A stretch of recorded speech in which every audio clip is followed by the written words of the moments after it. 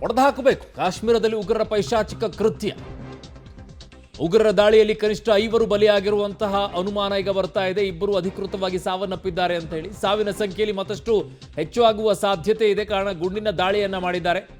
ಅಮಿತ್ ಶಾ ಕೆಲವೇ ಕ್ಷಣಗಳಲ್ಲಿ ಕಾಶ್ಮೀರವನ್ನು ತಲುಪಲಿದ್ದಾರೆ. ಅಧಿಕಾರಿಗಳ ಜೊತೆಗೆ ಹೈ ಲೆವೆಲ್ ಮೀಟಿಂಗ್ ಅನ್ನ ನಡೆಸಲಿದ್ದಾರೆ ಅಮಿತ್ ಶಾ ಅವರು. ಕಾಶ್ಮೀರದಲ್ಲಿ ಉಗ್ರರ ಪೈಶಾಚಿಕ ಕೃತ್ಯ, ಈಗಾಗಲೇ 2 ಸಾವನ್ನಪ್ಪಿದ್ದಾರೆ. ಇದು ಶಿವಮೊಗ್ಗದಲ್ಲಿರುವಂತಹ ಮಂಜುನಾಥ್ ರಾವ್ ಅವರ ನಿವಾಸ.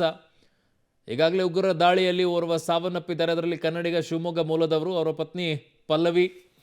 ಸೊ ಅವರು ಕಣ್ಮುಂದೆನೇ ಪತಿಯನ್ನು ಗುಂಡಿಟ್ಟು ಹೊಡೆದಿದ್ದಾರೆ.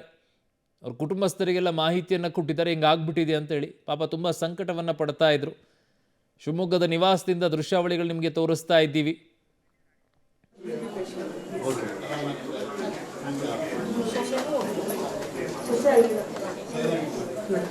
ಮೇಡಮ್ ಪ್ಲೀಸ್ ಎಲ್ಲ ಹೊರಗಡೆ ಇವೆಲ್ಲ ನೋಡಿ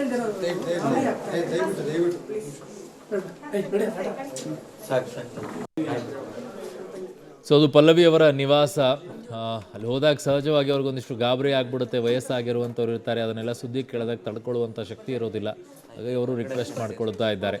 ಸೊ ಪತ್ನಿ ಪಲ್ಲವಿ ಮತ್ತು ಪುತ್ರ ಅಭಿಜಯ್ ಜೊತೆಗೆ ಮಂಜುನಾಥ್ ರಾವ್ ಅವರು ತೆರಳಿದ್ರು. ಆ ಸಂದರ್ಭದಲ್ಲಿ ಮಂಜುನಾಥ್ ರಾವ್ ಅವರ ಮೇಲೆ ಗುಂಡಿನ ದಾಳಿ ಆಗಿದೆ. ಏಪ್ರಿಲ್ 19ರಂದೇ ಕಾಶ್ಮೀರಕ್ಕೆ ತೆರಳಿರ್ತಾರೆ ಮಂಜುನಾಥ್ ಕುಟುಂಬಸ್ಥರು. ಈ ಪರಿಸ್ಥಿತಿ ಬಂದು ತಲುಪಿದೆ.